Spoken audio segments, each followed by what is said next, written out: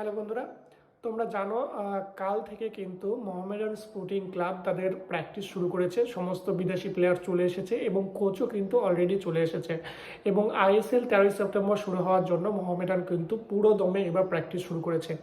তো কালকে আমরা কিন্তু বলেছিলাম যে মোহামেডান স্পোর্টিং ক্লাবের বিদেশি প্লেয়ারদের নিয়ে আলোচনা করব। কালকে মোহাম্মদ কাদরিকে নিয়ে কিন্তু আমরা একটা বিস্তারিত ভিডিও দিয়েছি এবং আজকে আরও একজন প্লেয়ারকে নিয়ে আমরা আলোচনা করব এবং তিনি হচ্ছেন ব্রাজিলের প্লেয়ার কার্লোস ফ্র্যাঙ্কা।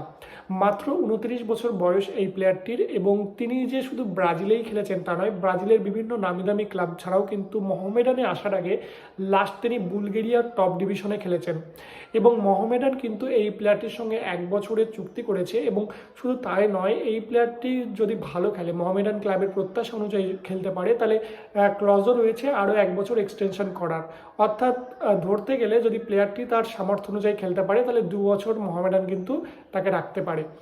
এইবার এই প্লেয়ারটি অ্যাকচুয়ালি হচ্ছে কিন্তু রাইট ফুটেড প্লেয়ার, বাট প্লেয়ারটি বিভিন্ন পজিশনে খেলতে পারে।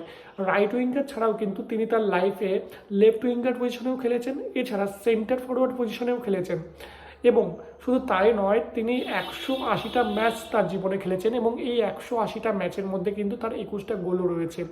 খুব আক্রমণাত্মক প্লেয়ার, স্পিডি প্লেয়ার রয়েছে এবং বয়সটাও কম, 29 বছর মাত্র। তো এই প্লেয়ারটির কাছ থেকে কিন্তু মোহামেডান টিম এবং মোহামেডান সমর্থকরা কিন্তু ভালো কিছু আশা করতে পারে এবং যেহেতু মার্কেট ভ্যালুটাও অনেকটা বেশি, প্লেয়ারটি 6.8 করোড়। মোহামেডানের যতগুলো প্লেয়ার এসেছে তার মধ্যে এই প্লেয়ারটির মার্কেট ভ্যালু কিন্তু অনেকটাই বেশি। তো সেই জায়গায় দাঁড়িয়ে সমর্থকদের এবং ক্লাবের প্রত্যাশা কিন্তু অনেকটাই থাকবে এই কার্লোস ফ্র্যাঙ্কার উপরে।